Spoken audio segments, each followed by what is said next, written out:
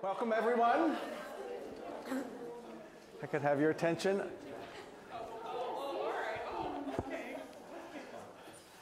I'm Jeff James, the Howard Gilman Director of the Hopkins Center for the Arts, and I'm really delighted to welcome all of you here tonight, thank all of you for coming, and especially to thank those of you who actually have been helping with and participating in the Class Divide initiative that's been going on these last few years here at the Hopkins Center.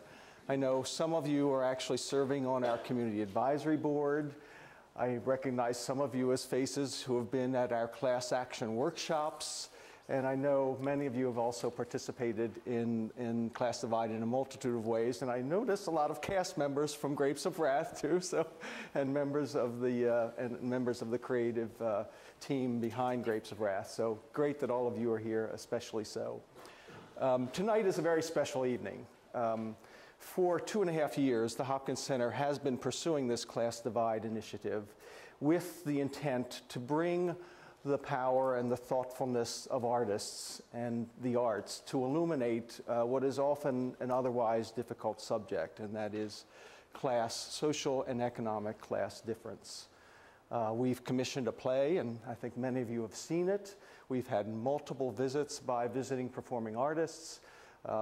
Some of you may remember How Could You Forget Sweet Honey in the Rock in January, and then only a few weeks ago, the inimitable, the Pied Piper Peter Sellers here as a Montgomery Fellow, also as part of Class Divide. We've had multiple student projects. In fact, there is one about to happen next Thursday led by our latest Class Divide intern, happening in Alumni Hall next Thursday. We've had wonderful engagements in the community as well, at high schools and in other community-based settings. Last year, many of you noticed, I think, that the Dartmouth Centers Forum actually made Class Difference, Class Divide, its year-long focus for a whole series of programs and visitors who brought that subject to the fore for an entire year here on campus. But what's special about tonight, really, is that now we will be able to benefit from and hear from the really unique and wonderful perspective of the president of Dartmouth. From the very beginning, the very earliest glimmerings of this project, Jim Wright has been a powerhouse supporter of this project. In the initial grant that we made to a national funder who said yes, in innumerable public occasions where he has spoken eloquently about this subject, and actually orchestrated that such things should happen, such occasions should happen, and certainly as a frequent member of the audience for a lot of these events and performances that have occurred as part of Class Divide. And of course, this is no surprise, I think, to any of you who know Jim Wright, because all you have to do is look around at practically anywhere at Dartmouth, and you see evidence of Jim Wright's efforts to make this place as accessible as it can possibly be for people of very diverse backgrounds, including people from diverse class upbringings. A place where such people can feel at home, where they can feel well supported, and where they can really make the most of this incredible learning environment here. The truth of the matter is that Jim Wright, for a lot longer than 3 years, has put his mind and his actions to very productive results on this subject matter, and the world is really a much better place because he's done that. And so for that reason alone, he is a perfect speaker to be joining us tonight. When you add then to that whole recitation the wonderful personal story that he brings, his upbringing, his own upbringing in a small town, rural, a mining community, his early life as, in fact, a laborer. And then you add to that this incredibly distinguished career that he's had as a scholar of American history and now as a leader in American academia.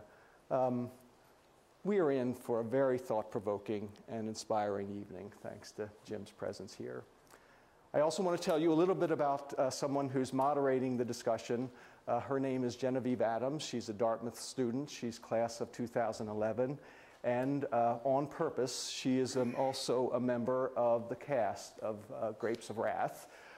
She plays multiple parts, actually, but the one I remember is the scene when the Jode family has arrived at one of those awful way station camps that were on the way to California, and there's this kind of crazy woman working her way through the crowd saying, "You have no idea how bad California is going to be when you get there." And she, of course, is turning back. Well, Genevieve Adams is that crazy woman, or was that crazy woman. Anyway, I'm really delighted to introduce Genevieve Adams now, playing herself, and Jim Wright, President of Dartmouth.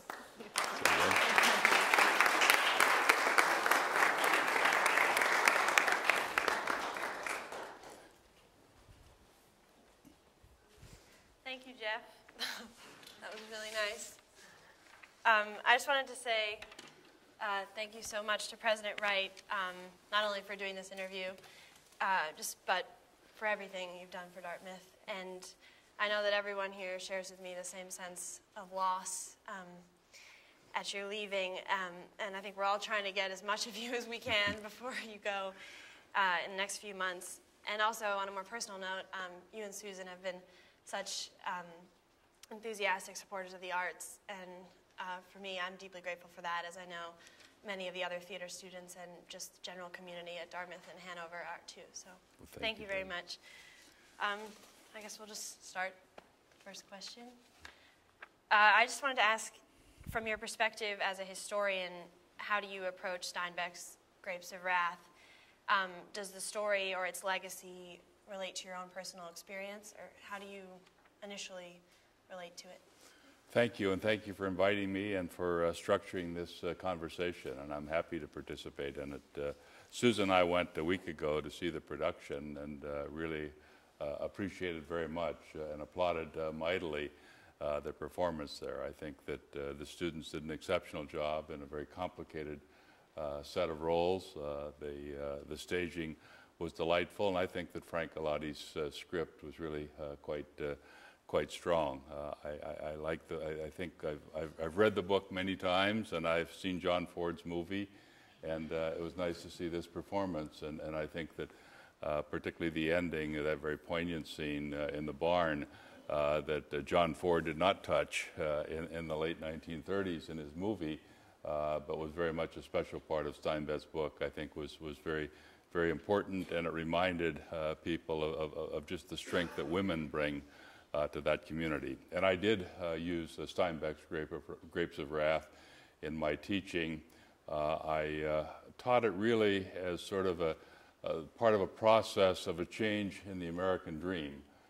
In the 19th century, there was really a very strong commitment in this country to the individual and the capacity of the individual to excel, a belief that with hard work, with intelligence, with integrity, that one could prevail and one could do well. And obviously these are still terribly important American values. But I think beginning in the late 19th century with the populist movement and going down in through the 1930s, there was a growing sense that sometimes even the most hardworking and diligent people may not excel, that sometimes there are environmental factors, there are institutions that are far more powerful than they, that work against them. And so the Jodes did what in my course was a natural thing. Well, we'll go to California, keep moving west, which is what Americans had done since the colonial period. There will be opportunity there.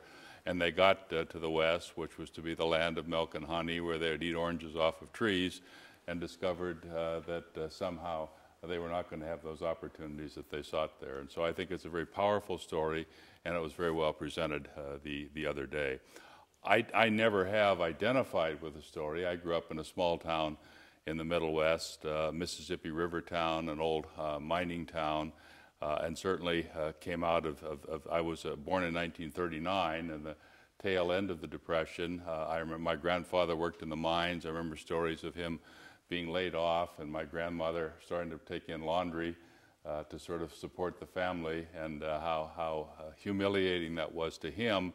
My grandmother was Irish, and it seemed to him to fit every stereotype of what an Irish woman, his wife, should not be doing, which is taking in laundry for people. But she did that. I grew up during the war years. My father was in the Army, was over in Europe. My brother and I lived with my mother. She needed to work. She worked at a defense plant nearby in a small town making batteries, and I remember she would come home just absolutely covered with carbon and filth she'd have to soak for a long time to get this off of her. And my brother and I spent a lot of time with our grandparents during the war, because my mother didn't want to leave us alone all the time. It was sort of a windowless little apartment. We had rats that sometimes were bothering us, and it was not a good place to be. So we lived with my grandparents, which was just a wonderful life for me, although in retrospect, obviously it was a different world. They didn't have electricity at first. They later had it. They didn't have inside plumbing, and I think that when you're going outside in the middle of the winter to the outhouse, you don't think, and everyone else is doing that, you don't think much about it. In retrospect, at this stage of my life, I'm not sure that I don't think that would be quite a sacrifice to take on. But that's part of the life that we lived. We lived well. I never recall going hungry. I surely didn't have everything that I wanted, but my wants were fairly modest. We were not expected to want many things, and I felt loved and supported. So I did not feel that I lived a sort of life that's equivalent to what the Jodes endured in Oklahoma. Yeah, great answer. I didn't mean to try and draw a corollary between you and the Jodes. I would never do that. I don't think most of us have gone through that kind of grim set of experiences. But you talked a little about the American dream, and The Grapes of Wrath is obviously set during the Depression and during the catastrophic drought of the 1930s, and it kind of challenged this idea that people had up until that point of the American dream.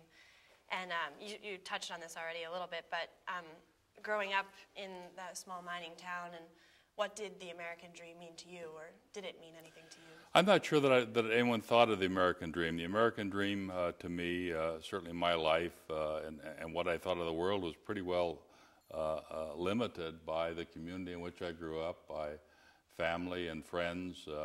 I imagined, I guess, growing up and living in the same community and working in the mines and living out my life there. I don't know that anyone encouraged me to think otherwise when I was young, and it was not a time when we were captured by a sense of opportunity and even by ambition, and that's one of the things that I think is terribly important. And one of the things that I keep reminding people of is that you really need to expand the dream.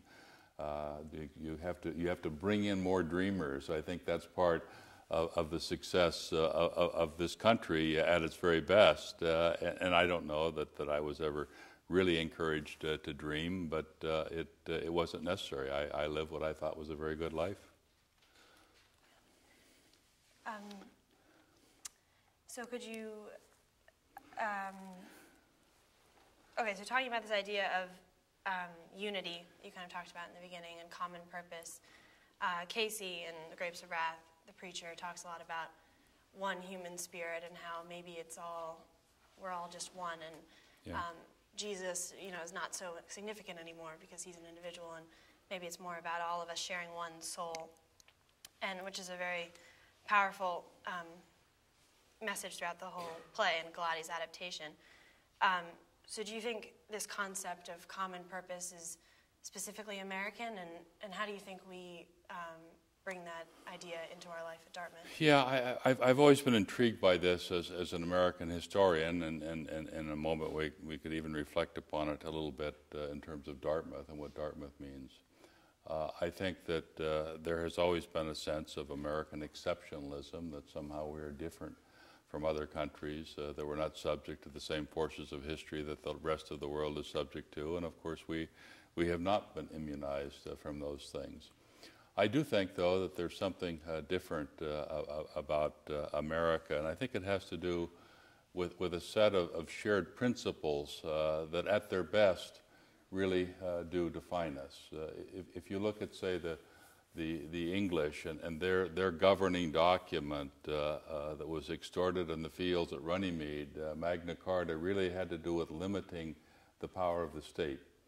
If you look at the United States, what I think of as our touchstone document is the Declaration of Independence. And it was not about so much liberating the power of the state, although it was certainly severing relations with the state, but it really had to do with some fundamental Lockean concepts that went far beyond Magna Carta. They had to do with the concept of equality, and that all human beings are endowed by their Creator with certain inalienable rights, and among these are life, liberty, and the pursuit of happiness. And I think that these are terribly important principles. So our country as a nation grew up around this sense of shared principles, where other nations that grew up certainly earlier than we did, other nation states grew up around more tribal sense of homogeneity, of being part of the same tribe, the same group, the same set of religious beliefs. And the United States, even though people try very hard to make the melting pot melt, I think that one of our strengths as a country is that the melting pot has not melted, that we have been the beneficiaries of people coming to this continent from around the world and bringing their own beliefs and their own values. But as long as they share in these fundamental principles having to do with life, liberty, and the pursuit of happiness, the concept of equality, and principles that we've talked about through our history about individualism and individual opportunity, these have defined America. Now, again, I'm an American historian, and I know full well that for much of our history, these defined values have not been widely shared. I know full well that for much of our history, that when people talk about these things, there's more than an edge of hypocrisy in what it is that they say. And I guess my only stabilizing inference from this is that we have still continued focusing on the values, and over a period of a couple of hundred years, with great difficulty, we have peeled away some of the hypocrisy. And by staying focused on those principles, we have now expanded that. We have expanded that opportunity. As somebody who spent a winter in Mississippi 50 years ago, I can appreciate full well what it meant to watch Barack Obama be inaugurated as President of the United States. What a terribly remarkable historic moment that this was. But this was not a revolution. To the contrary, this was finally the conclusion of something that had started in Philadelphia in 1776, that finally our republic put its arms around and said, yes, this is us. And I think that's the thing that we have to keep reminding ourselves of, so that there is something that is American. At our best, we articulate some remarkable values. At our best, with our Constitution and Bill of Rights, at places like Antietam and Gettysburg, with the 13th Amendment to the Constitution, with extending the right to women and African Americans to vote, to insisting through our courts and our Congress that everyone is going to be part of this. At our very best, we have continued to move toward those principles. And nobody would say that this process is yet done. It is not, but we've made remarkable progress, and we do share these values. And I think that allows us in this republic to still be a place that is not marked by homogeneity. This is a rich and a diverse society, and what wonderful strength we derive from that. But we do share in certain values, and I think those values are what can define us at our very best. And I keep reminding students, you have to push for the best. You have to make certain that we advance the best. You have to make certain that we never settle for anything less than the best, knowing full well that many lives are lived without ever quite accomplishing that. Thank you. So what do you think, in terms of Dartmouth, this idea of a common purpose and unity? How do we instill Well, this? I think the same thing, Genevieve, and I often say this to students when I have students. Some of you have been to my office for my weekly lunches, and I've talked to you in other forums over the last years. And Dartmouth is enriched by having here a remarkably diverse student body. And diversity is not some politically correct slogan of the last generation. Diversity really describes this institution at its best. And I think that Dartmouth should never think about trying to homogenize this remarkably diverse student body and having a singular Dartmouth. In fact, the strength of Dartmouth comes from the richness and the range that we have here. And I've been privileged over my lifetime to see this range and richness expand even more. But again, we have some common principles and values that bind us together. We do believe here in a community that is inclusive.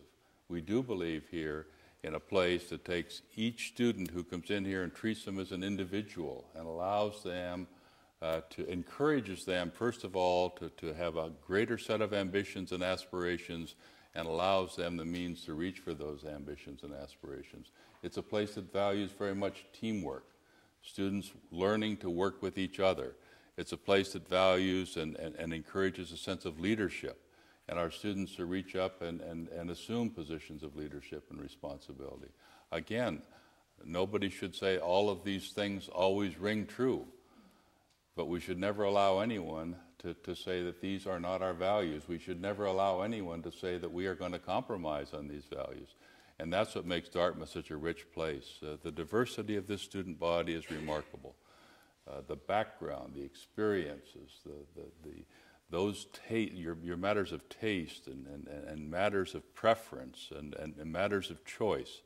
This makes us a rich community, and yet we share some values, and I think that's what makes Dartmouth, at its best, the remarkable institution that it is. Yeah, and Obama spoke to that on his speech the other night when he said, you know, we may have had our differences, but everyone in this room can certainly say that yes. they love this country, yes. which got huge applause. But I think that's true about Dartmouth. I think most people that go here can say that they have a deep and nobody love should for the ever be institution. ashamed about saying they love their school Yes. or they love their country. That nobody should ever be ashamed of that. But it doesn't mean that you don't maintain your individual richness. Yeah, or it's the individual richness that is the Yeah. common. And, Yeah. how more specifically do you think Dartmouth, in this period of extraordinary economic crisis, how do you think we've come together and made difficult decisions?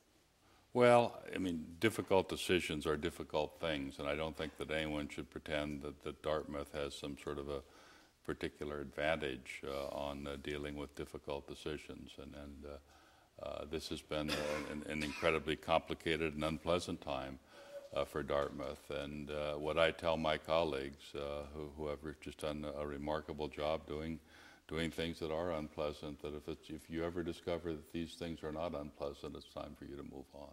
These things are meant to be unpleasant. They run against the grain of some things that are important to us, but we have to, our job, our responsibility, again, is to protect the quality, the excellence of this institution going forward. And I have every confidence that we'll continue to do that. I have every confidence that you will continue to do that. Dartmouth has had hard economic times before. In fact, the times when we haven't had hard economic times are far outnumbered by the others. But we do well because we do come together. Those values that we talked about, of teamwork, of sharing, a tremendous commitment to the institution, of each generation saying that we have a responsibility for those who come after us. These have defined Dartmouth since Daniel Webster was here, and they will continue to do that well. Thank you.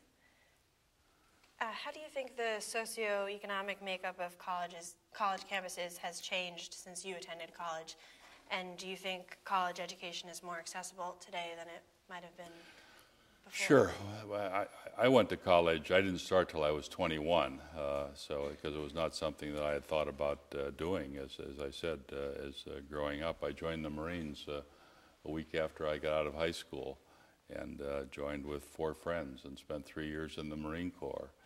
And I think I came out of that experience certainly with a greater maturity, a greater sense of discipline, a greater sense of self-confidence, and I was ready to take on something else. And I decided maybe I wouldn't just go to work at the local cheese factory or go to work in the mines. Now, I ended up doing both of those things, before I finally got a college degree. I made Swiss cheese one summer, and I worked in the mines a couple of years, and so I ended up doing those things, but it was by way of stepping to something else.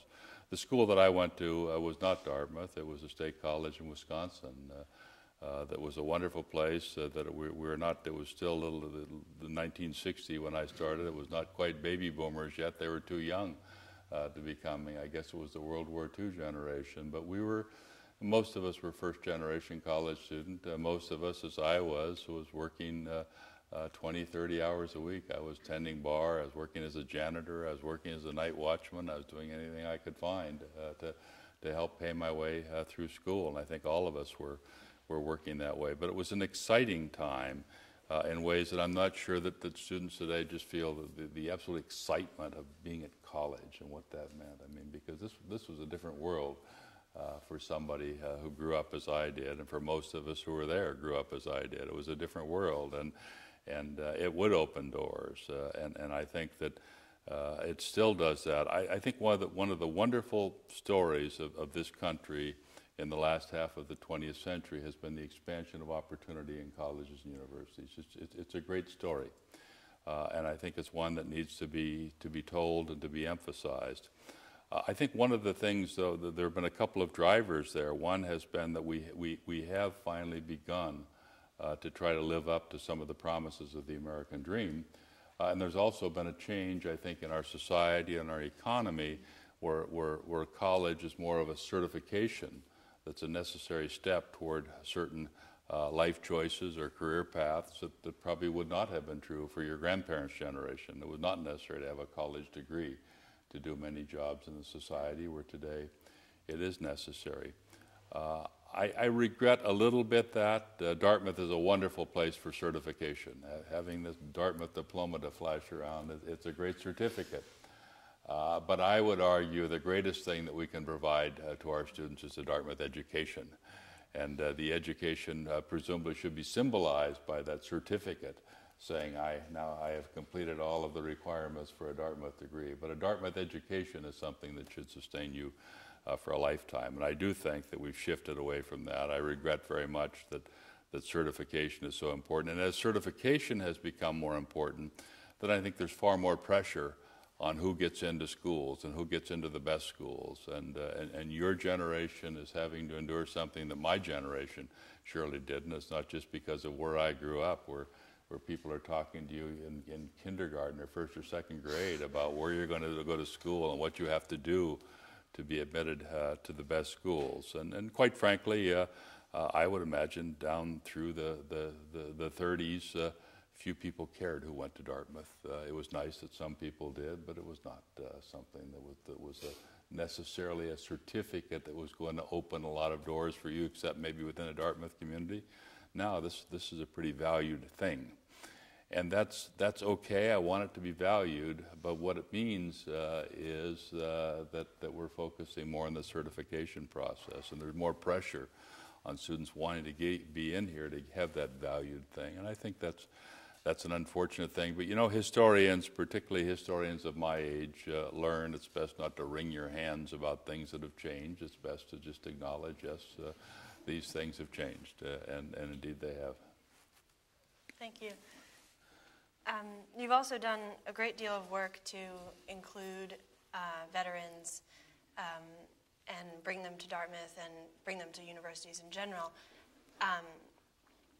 to give them the support that they need financially, emotionally, physically. And I was just wondering if you could speak a little bit about that, because it's probably the most striking example of what you've really done to foster that diversity that Dartmouth is known for. Yeah, I started visiting hospitals. I went down to Bethesda Hospital in the summer of 2005, and I was just down to Walter Reed a few weeks ago, and that was I think my 17th visit to hospitals over the last 3.5 years, and I didn't set out to do that. I didn't set out with a set of goals or a set of strategies, but what I did that first time that I was there, and there were a lot of really seriously injured young men, and they were all young men, Marines at Bethesda at that time. Many of them had been in the Battle of Fallujah the previous fall. missing limbs, sedated with drugs, still having blood and pus and other things come out of the ends of their limbs because of the swelling that needed to go down before they could even begin to think about being fitted for a prosthesis and moving on. And it's the sort of thing that takes your breath away. And every time I've been there, I end up feeling both very sad and also very inspired because of what I learn when I talk to these young men. I've never had anyone whine or complain about anything, and what I've always tried to do is just tell them a little bit that when I was 17, I joined the Marines as well. I don't pretend to identify with them. Nobody ever shot at me, and I never shot at anyone. I was in a military hospital bed briefly due to an accident, but not due to any acts of war. So my experience is not theirs, except that I did grow up in a place where nobody thought I would go to school, and I did. And I tell them once I started, I could never stop, and I'm still going to school. It's still something that energizes me, and I leave my card with them and encourage them to think about going to school themselves. And through that process, I got working with some other people in higher education to try to set up a counseling program at the hospitals, which we now have in place. And I still enjoy very much taking on the responsibility of going down and talking to them and encouraging them. And I was involved last year in conversations about the GI Bill. And as I was said to one reporter who talked about after the GI Bill was passed and President Bush signed it last June, was that what this does is expand the number of dreamers, going back to what I had said before. These are people now who have the financial means, the economic capacity to go on to school. I think that the economic boundaries and barriers are pretty important, but I don't think they're the only ones. I think that the problem is not simply is the financial capacity there for somebody who hadn't thought about going to school to do that, but to get them thinking about doing that in the first place. And now they know that they can think about doing that. And these are exceptional young men. And what I tell them is that they've already demonstrated through their capacity to work as part of a unit, to focus on a set of goals, through their discipline, their courage, their commitment. They've already demonstrated that they can do anything they want to do, and they just have to never forget that they can do anything they want to do. And there are some of us who are willing to help them do that. And so I've been honored to be part of this process. I didn't set out to recruit students for Dartmouth. I'm really trying to. That was not anything that ever even occurred to me. I was really trying to encourage people to pursue an education. And obviously we have had some of them that I've met want to come to Dartmouth, and some of them are here. And this school is far the richer because of that. It's far the richer because of that. And do you think your successor, the incoming president, are you going to pass on that mission to him? Absolutely, absolutely. And I mean, I can't imagine anyone not, my successor may not have been a Marine. My successor may have a lot of other things that she or he is interested in doing, but I can't believe that there's anybody who would not say yes. This is an important thing. I'm not worried about that at all.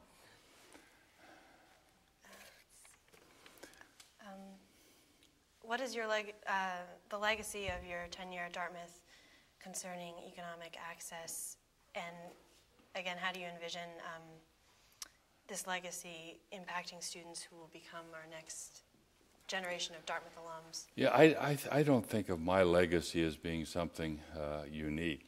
I realize that people have been asking me about that for a year or two now, and it's probably getting close to time where I'll have to start recognizing the work that's coming on us pretty soon. But my legacy, I hope, is one of advancing the legacy that I discovered when I came here.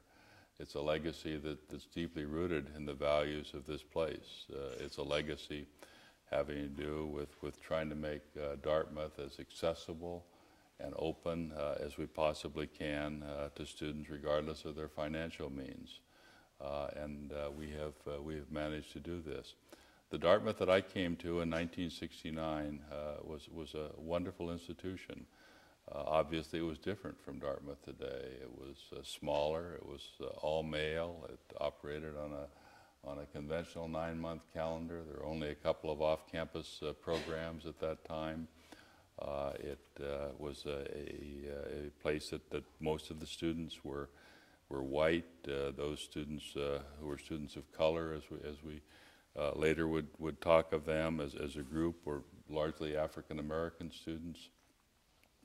Dartmouth today, clearly, your Dartmouth is a different kind of place. But you know, that Dartmouth that I came to then was a place that was marked by values where community meant something more than a physical neighborhood, where community really meant something about a place where you were included.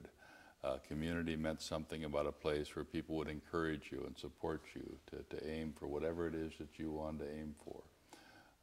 That is not something that was temporary. That's not something of 1969.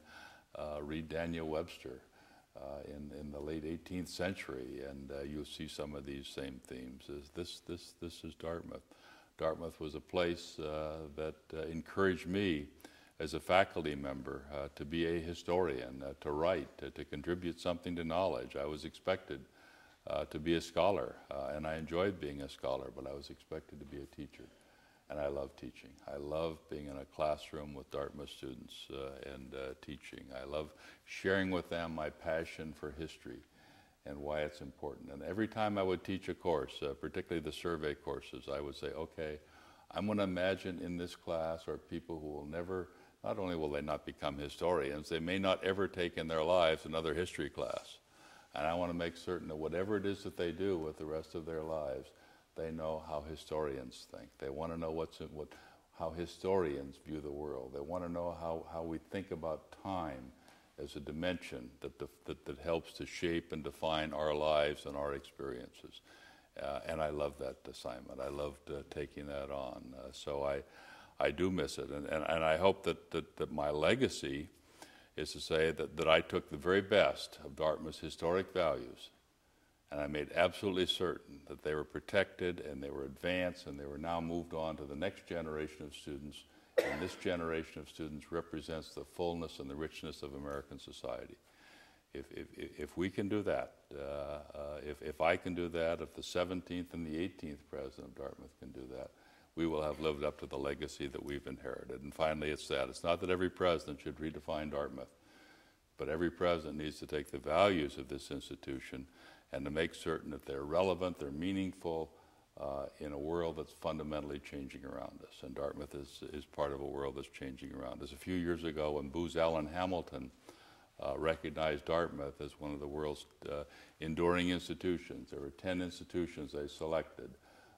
And 2 of them in separate categories, the Sony Corporation and the General Electric Corporation, the Salvation Army and the United States Constitution, the Rolling Stones.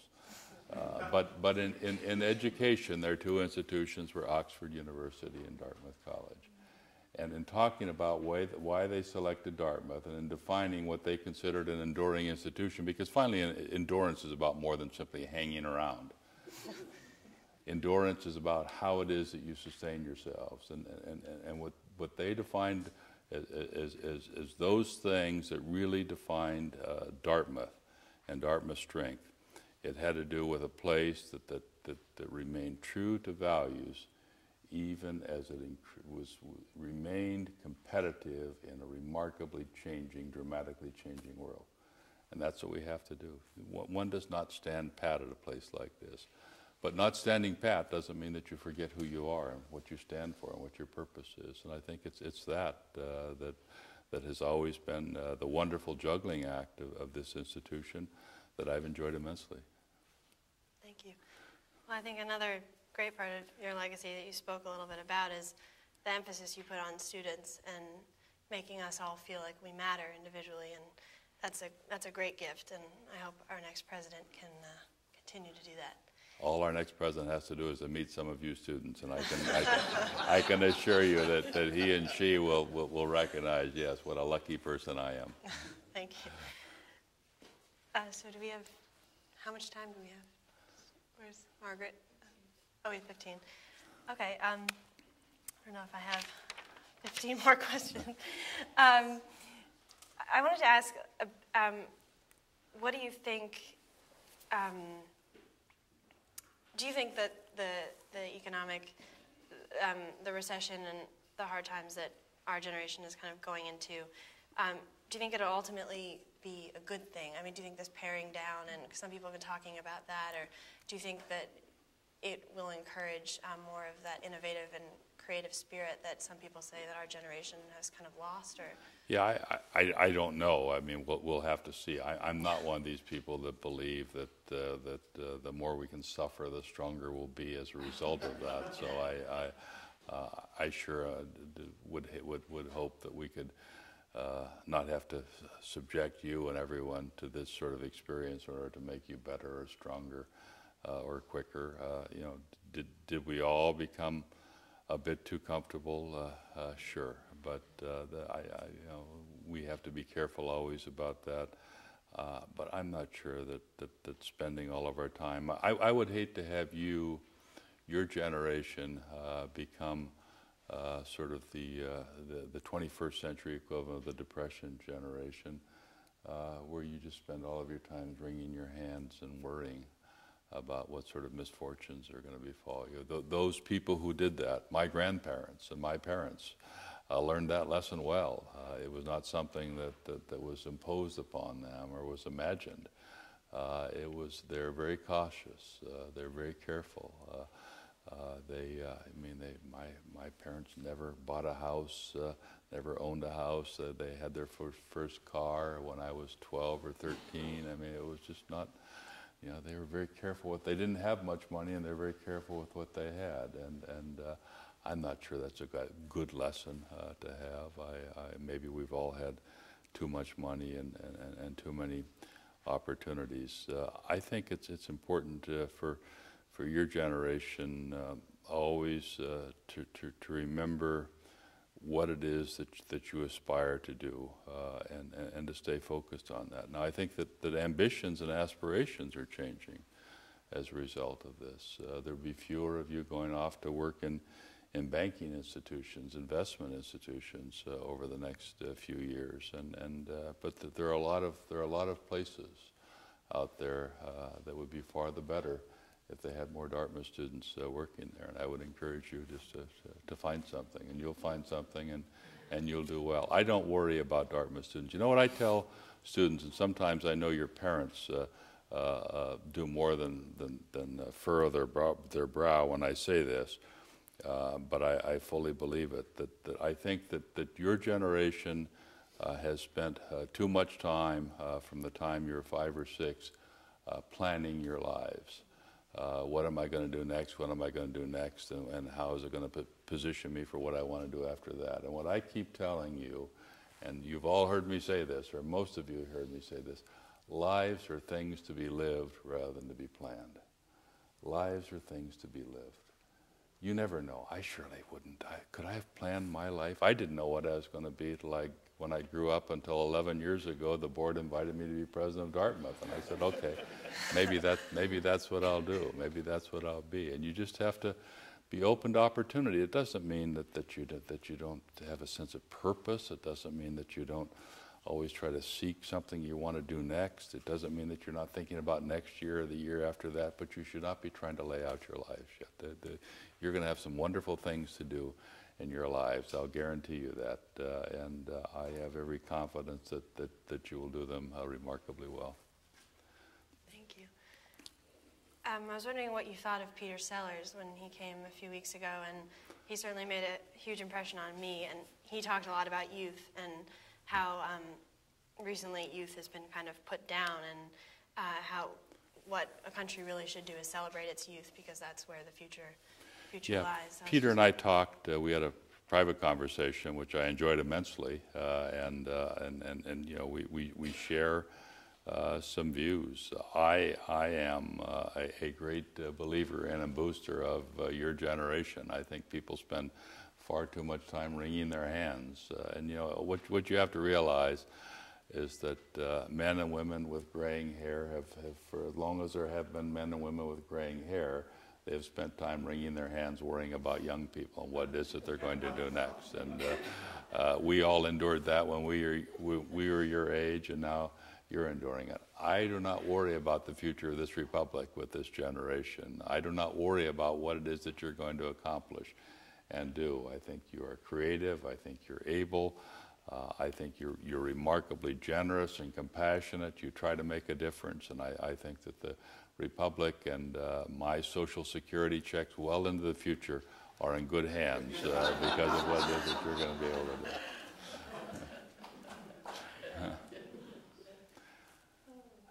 You asked me before, and I brought a prop over, and I would tell that story, which I've told some of you in my office, some Dartmouth students, but somebody asked if I would tell the story here for the purpose of this group. After I got out of the Marines and was going to school, I worked in the mines. After saying I was never going to work in the mines, I worked in the mines, and it was a good place, a good experience for me. My father was always scared because he had seen too many friends injured or killed in underground accidents in the mines, and they were dangerous. But when you're 21, nothing is dangerous, and when you're 21 and just got out of the Marines, you feel confident about anything. So I never worried about that. And I worked on a drill machine for a time, which was a starting job in the mines, which meant drilling holes where then the powdermen would come in and tamp powders into the powder, dynamite sticks into the hole. And one time the shift boss came by to me and asked me if I would like to be a powderman. And I said, a powderman handles dynamite, right? And I said, I've never touched dynamite in my life. And he said, it's no big deal. And after all, you were a Marine, you can do that. And I was a tough negotiator, or at least I thought I was. I recall just a sidebar. I remember one time when I was tending bar, and I was loading the beer cooler with bottles, and one of the bottles exploded in my hand, which sometimes can happen with a warm bottle of beer going into a very cold environment. And it exploded in my hand, and I had to go to the doctor and had a couple of stitches put in my finger. And I didn't have any insurance. I gave the doctor $10 or whatever it was to put a couple stitches in my finger. And the next week, some guy, I told the beer distributor that had happened, and I should sue the company, joking to him. And the next week, some guy in a suit came by where I was tending bar, and he said to me, I understand that you bumped the beer bottle against something and caused it to explode. And I said, well, I don't think I bumped it against anything. I put it in the cooler and it blew up in my hand. And he said, we certainly would like to make good on that. What was your doctor's bill? And I said, $10. And he said, I think if you keep quiet about this, I can give you $15 to help cover that. And I said, boy, that sounds very good to me. And I left there. I left there very proud of myself of having negotiated an extra $5 for the stitch in my finger, which still has a little scar in it from that exploding beer bottle. In any event, so I thought of myself as a pretty good negotiator. And so the shift boss said to me, why don't you be a powderman? I need somebody. Somebody had just left. I don't remember why the position was vacant. I said, how much more will you pay me? And he said, I'll give you $2.35 an hour if you're a powderman. And I was earning $2.15 an hour at the time. And I said, boy, that's pretty good. I did some calculations on that, and that was $7 or $8 a week. And I said, I'll do that. Thank you. And he said, you're a tough man, but yeah, I'll give you $2.35. So I took that, and I worked as a powderman. And when I was working as a powderman, this is the story I told you I would tell when we talked about it, when you asked me about the prop on my desk. And many of the students here have seen this. Some of you, I've told this story. This is a powder knife, and it's a homemade knife. It's just a little piece of steel. It was ground down, an edge was put on it, and this is electrical tape that was wrapped around it, I don't know, 45 or so years ago, and it's still wrapped around it. It was pretty good electrical tape that is the handle, and I kept this in the hard hat that I wore in the mines, and I used this to split the paraffin wrapper on a stick of dynamite, and then we would tamp them into the hole, and the key was to split the wrapper so you get more dynamite sticks in the hole, and then you go out and hit the plunger and explode the dynamite, detonate the dynamite, and then you go in the next day and trim all of the loose stuff, which was far more dangerous than holding dynamite was. And so this little knife I've kept on my desk, every desk I've had in the years since I was a student at the University of Wisconsin. And what I tell students here is that it reminds me of something, and I think we all need to be reminded of something. It's never that I've ever for a moment since then thought, God, I'd like to go back and be a powderman again and use this knife, but it reminds me of something. I said, it reminds me of where it was that I came from. And one of the things I want to encourage all of you, and I tell you students this at convocation in my office, one of the things I want to tell you is you're going to go on, you're going to do wonderful, remarkable things in your lives. But never forget where you came from. Never forget that here this morning, there are people who love you very much, who work very hard and are very proud of you. And you'll go on to do things that you and they will never dream about that you might do, but never forget where it is that you came from. And so that's part of my experience. I don't look back and think, having worked as a hard rock miner or have been a Marine, it's hard for me to sort out what that has done. Growing up where I did, using the outhouse in the winter months and other things, it would be hard for me to say this is what contributed to who I am, other than, of course it did.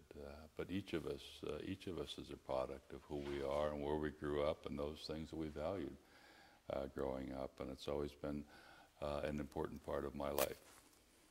Thanks so much. Well, I think that's probably about time. I just wanted to say, on behalf of everyone, thank you so much. And one thing that Peter Seller said that I just was thinking about was, he said, you'll never regret being generous. And as a director, that's kind of his mantra. And I just think as a president, that's kind of been part of yours. And you've been so generous with your time and with everything. So, and your knowledge and your humor. So, thank you for that, and thanks for doing this. Thank you, great. Genevieve. I appreciate it. Thank you. Thank you all.